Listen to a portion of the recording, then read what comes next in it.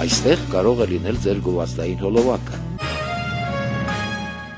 Այսօր երկրորդ նախագահի գրասենյակի ղեկավար Վիկտոր Սողոմոնյանը հանդես է եկել ծավալուն հոդվածով, որում փորձում է ապացուցել, որ Ղարաբաղը դուրս է մղվել բանակցային գործընթացից Քոչարյանի իշխանություն գալուց առաջ։ Այդ առումով հիշեցնենք Քոչարյանի եւ Ստեփան Դեմիրճյանի 2003 թվականի նախընտրական բանավեճից մի հատված։ Առավելագույնս պետք է արվի, որպեսզի Լեռնային Ղարաբաղը լինի բանակցությունների լիարժեք կողմ։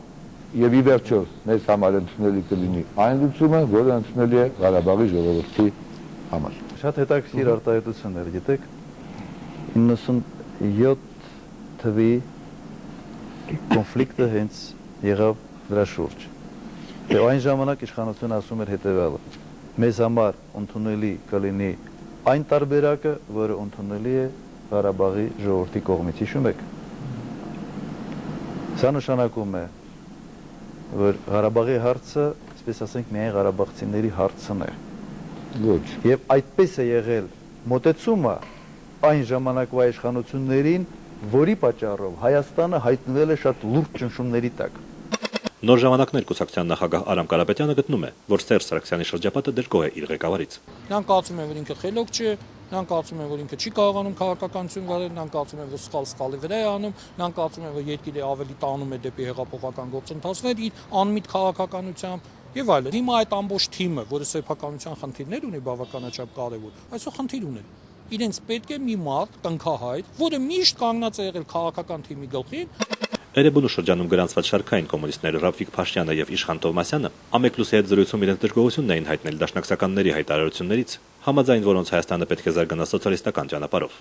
Սոցիալիստական բառը ասելը մեկ բան է,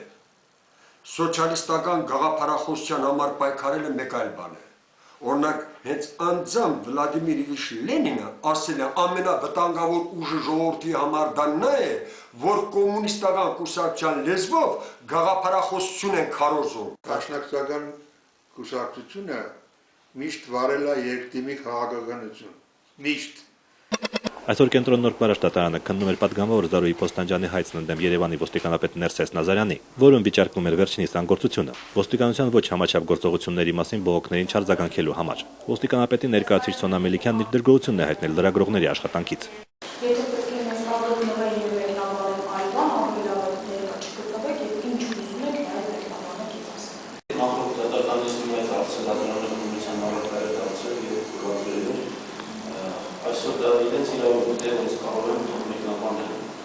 Առողջապահության նախարարությունը կրճատել է Ուռուցքաբանության ազգային կենտրոնի տարեկան բյուջեն։ Կենտրոնի փոխտնօրեն Գագիկ Բազդիկյանը հաստատեց բյուջեի կրճատման փաստը։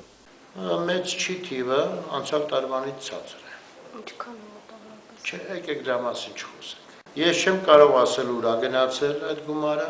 բայց որ կրճատվել է, մենք գիտենք այդ մասին։ Ամեկ+-ի ունեցած տեղեկություններով այդ գումարը տրամադրվել է մի քանի մասնավոր կլինիկաների, մասնավորապես Էրեբունի եւ Նայիրի բժշկական կենտրոններին։ Այսօր Միլանո խանութի սեփականատեր Հովհաննես Ղուկասյանը իր ձեռքին ունենալով կադաստրի վկայագիր փորձել է մտնել իրեն պատկանող խանութի տարածք, սակայն մոտ 1 ժամ սպասելով դրան մոտ նա ի վերջո հանդիպեց ոստիկաններին, որոնք արգելեցին պարոն Ղուկասյանի մուտքը իրեն իսկ պատկանող խանութ։ 15 օր մենք վտարված ենք մեր սեփական տարածքից, հսկայական արժողության գույք են ապրանքային տեսքով տարել մեր մոտից, ինչ հիմա մենք չգիտենք մեր ապրանքները որտեղ է, ինչ վիճակում է։